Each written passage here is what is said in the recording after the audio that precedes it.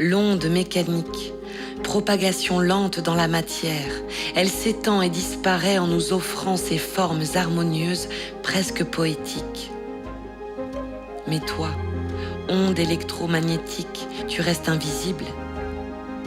Et si mon lit électrique était l'un de tes moyens de communication? Si tu essayais de nous dire qu'il me fait plus de mal que de bien? Allez, Kevin, c'est pour l'amour de la science.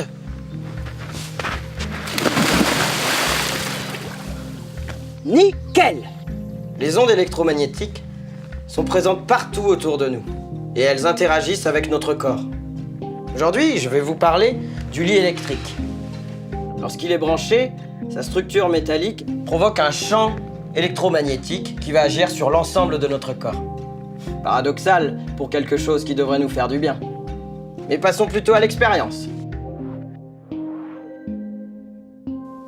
Pour notre expérience du jour, j'ai besoin d'un voltmètre muni d'une électrode. Vous vous rappelez que la tension corporelle doit être à peu près de 0 volts. Eh bien, nous allons voir maintenant que notre lit électrique est branché et que je suis positionné dessus, nous allons voir de combien est ma tension corporelle. 12 volts. Pas terrible, hein. Et pourquoi? Eh bien tout simplement parce que le lit n'est pas équipé d'une prise de terre.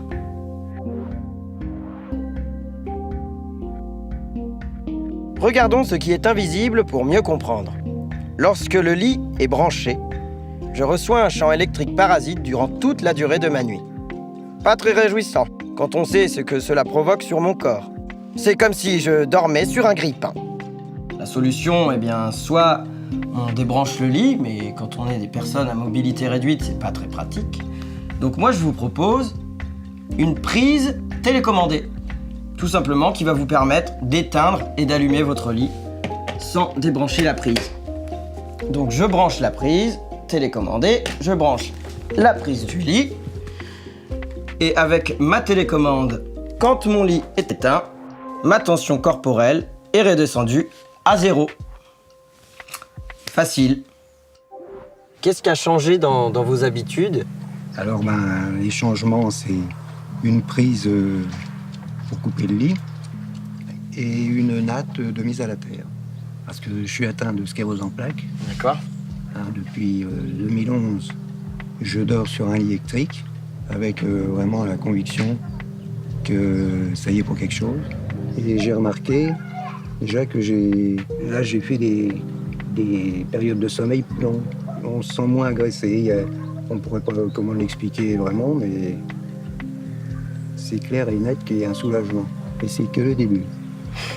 J'espère pour vous en tout cas. Je vous remercie de votre témoignage.